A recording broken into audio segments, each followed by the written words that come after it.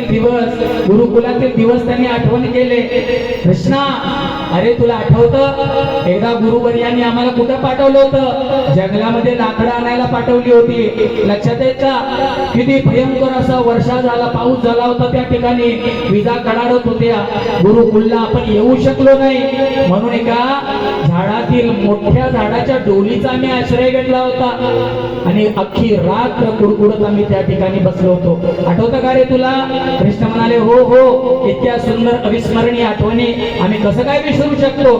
दुसऱ्या दिवशी सांदीपनी मुनी सगळ्या आपल्या शिष्यांना घेऊन आमचं नाव पुकारत, हे कृष्णा, हे श्रीराम, हे कृष्णा, हे सुदामा, कुठं आहात, कुठं आहात, आम्हाला शोधत आले होते. आठवतं का रे तुला? म्हणे हो हो, खूप चांगलं आठवतं. तर अशा प्रकारे लहानपणीच्या गप्पा रंगल्या, गमती जमती करत आनंदामध्ये खूप सुंदररित्या काही एक दिवस निघून गेले. नंतर सुदामा म्हणाले, कृष्णा मित्रा, खूप दिवस आता तुझ्या बरोबर मी राहिलो, आता माझी लहान लहान तान्ही मुलं आहे, माझी वाट पाहत असते, मला आता घरी वापस जावं लागणार बरं. कृष्ण म्हणाले, हा हा, हरकत नाही, जायचंय तर तुम्ही जाऊ शकता. सुदामा विचारले, कृष्णा, अरे तू तर राजा आहेस ना, द्वारकाधीश आहे? म्हणे हो हो, मी द्वारकाधीश आहे. मग राजा, मी तर असं ऐकलंय राजा एकापेक्षा जास्त लग्न करतात, तुझी पण भरपूर लग्न झाली असती. कृष्ण म्हणाले, तो विषय काढू नका. म्हणे का रे? नाही नाही, ते काय सांगण्यासारखं नाही, राहू द्या. म्हणे नाही, हा लग्न झालं असं काय? अरे मी ब्राह्मण आहे, मी तुला आशीर्वाद द्यायला आलोय. तुझ्या पत्नी म्हणजे माझ्यासाठी पुत्रवधू सारख्याच की. एक काम कर, चल सगळ्यांना बोलव या ठिकाणी, मला सगळ्यांना काय करायचंय? आशीर्वाद द्यायचंय. कृष्ण म्हणाले, असे 2-5 महिने निघून जातील, प्रत्येकाला आशीर्वाद देत बसतात. ते म्हणाले, हरकत नाही, मी तयार आहे, चल चल बोलव, सगळ्या राण्यांना बोलव. भगवंताने हाक मारली, सगळ्या राण्यांना एकत्रित बोलवलं आणि हा बेचारा आपला जीव एकत्रित करून हात वर करून आशीर्वाद देऊ लागला. ब्राह्मण प्रत्येक एक एक राणीला आशीर्वाद देताना म्हणायचा, दशपुत्रवती भव, एका तू कन्या भव, तुला 10-10 मुलं हो, तुला एक एक कन्या हो, असं प्रत्येकाला आशीर्वाद द्यायचा. आता उठू नका आशीर्वाद घ्यायला, मजा घालता, लांबूनच आशीर्वाद. आणि अशा प्रकारे रांग लागली. आणि हा बाबा, हा ही कोण? ही विदर्भ कन्या रुक्मिणी. अच्छा ठीक आहे, दशपुत्रवती भव, एका तू कन्या भव. ही कोण? म्हणे ही लक्ष्मणा, दशपुत्रवती भव, एका तू कन्या भव. ही कोण? ही सत्या, दशपुत्रवती भव, एका तू कन्या भव. ही कोण? जांबवती, दशपुत्रवती भव, एका तू कन्या भव. बडबडत बडबडत बडबडत बडबडत आता याचा जीव गळ्यापर्यंत आला. दशपुत्रवती भव, एका तू कन्या भव. आणि असं कपाळाला असं हात लावून लांबपर्यंत बघू लागला, कुठपर्यंत रांग आहे. कृष्णा किती झाले? अरे म्हणे आता तर केवळ 1008 झाले, अजून किती आहेत? म्हणे अजून 10,000, 15,000 अजून बाकी आहे. सुदामा बेशुद्ध पडला. सुदामा म्हणाला, धन्य आहे प्रभू, आपण महान, आपली लीला महान. मग त्यांनी काय केलं? सगळ्या राण्यांना एकत्रितच बोलवलं आणि सगळ्या राण्यांना एकदाच हात वर करून, दोन्ही हात वर करून आशीर्वाद दिला. दशपुत्रवती भव, एका तू कन्या भव. अशा प्रकारे भगवंतांच्या भक्तांनी भगवंतांचाही आनंद घेतला. आता पाळी भगवंतांची. भगवंत म्हणाले, तू जरी गरीब ब्राह्मण असशील, तुझंही लग्न झाले असेल सुदामा, मला सांगशील? अरे माझी बहिणी किती दयाळू असेल याची मला कल्पना आहे आणि ती मोकळ्या हाताने तुला पाठवणार नाही माझ्याजवळ. निश्चित काही ना काही तर ती तुझ्या बरोबर पाठवली आहे. सुदामा काय करू लागला? ती फाटकी पोटली लपवू लागला. नाही नाही, अरे तिने दिलं तर होतं काहीतरी पोटलीमध्ये, पण घाई गडबडीत मी घरीच विसरलो. कृष्ण म्हणाले, कणाकणात राहणारा मी देव आहे, माझ्यापासून लपू शकतोस होय? भगवंताने झडप गाठली, त्याचा हात ओढून ती पुडी काढून घेतली.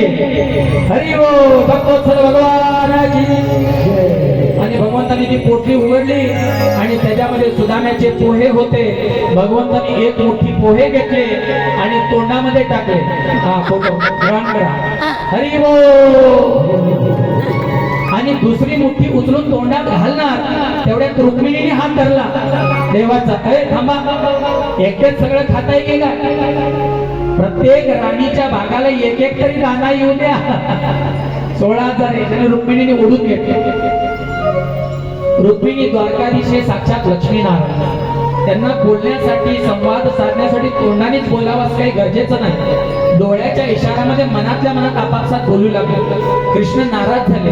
रुक्मिणीला विचारू लागले, रुक्मिणी हा काय उद्दंडपणा आहे? अरे एखाद्याच्या तोंडाचा घास असा हेरावून घेतला जातो का? रुक्मिणी हात जोडून म्हणाली मनातल्या मनात, देवा मला माहित आहे तुम्ही माझ्या प्रश्नाचं उत्तर द्या. पहिला मुठ्ठी ज्या वेळेला तुम्ही तांदळाचा म्हणा त्या पोह्याचा घास ग्रहण केला, तुम्ही सुदाम्याला काय दिलं? म्हणे मी सुदाम्याला या इह लोकाचं सगळं ऐश्वर्य प्रदान केलं. आता दुसरी मुठ्ठी खाल्ल्यासारखं काय दिलं असतं? भगवंत म्हणाले वैकुंठ दिलं असतो. तेच तर मला म्हणायचंय. रुक्मिणी म्हणाली तुम्ही तर सगळं लुटायलाच बसलाय. सगळं जर का या दीनहीन ब्राह्मणाच्या जोडीत घातला, आम्ही काय रस्त्यावर यायचं वय? मला माझं वैकुंठ वाचवायचं होतं म्हणून काढून घेतलं. भगवंत म्हणाले ठीक आहे काय हरकत नाही, माझा मित्र उदार आहे. भगवंतांनी त्याला मिठी मारली आणि नंतर सुदाम्याने निरोप घेतलेला आहे. आणि सुदामा चिंतन करत करत भगवंतांची विदाई घेतली आणि तो आपल्या सुदामपुरीला निघाला, पोरबंदराला निघाला. आणि भगवंताचं चिंतन करता करता मनात हाच विचार की कृष्ण संदर्शन महिना तपस्या, काय मी भाग्यशाली जीव आहे. कृष्णाचं दर्शन मला कसं काय झालं देव जाणे. आणि पहा माझा देव इतका दयाळू आहे, त्याला चिंता या गोष्टीची. मला काही ऐश्वर्य मिळालं तर माझं मन भटकू शकतं, देवाच्या चरणात लागणार नाही.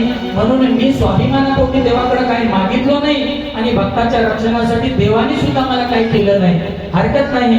अशाच प्रकारे मी भगवंताची भक्ती करून खूप प्रसन्न आहे. परंतु त्या भोळ्या सुदाम्याला काय माहित होतं की कृष्ण किती भक्तवत्सल आहे. जेव्हा भटकत भटकत भटकत भटकत ते सुदामपुरीला पोहोचले तर त्यांनी त्या ठिकाणी पाहिला की सुदामपुरीची आता सुदामपुरीला राहिली नाही, प्रतिद्वारका नगरी झालेली आहे. हरी बोल. आणि त्या ठिकाणी पहरेदार उभे आहेत. सुदाम्याने विचारलं त्या पहरेदारांना, काय हो इथे एक झोपडी होती, इथं माझी बायको मुलं होती, कुठं आपलं दिलं त्यांना कुठं? ते म्हणाले ते आम्हाला माहित नाही, आमच्या मालकिनींना विचारा. बोलवा तुमच्या मालकाला. मालक इथं नाही, त्याच्या मित्राला भेटायला गेले. पण मालकीन आहे, मालकिनीला बोलवू शकतो. आली मालकीन आली.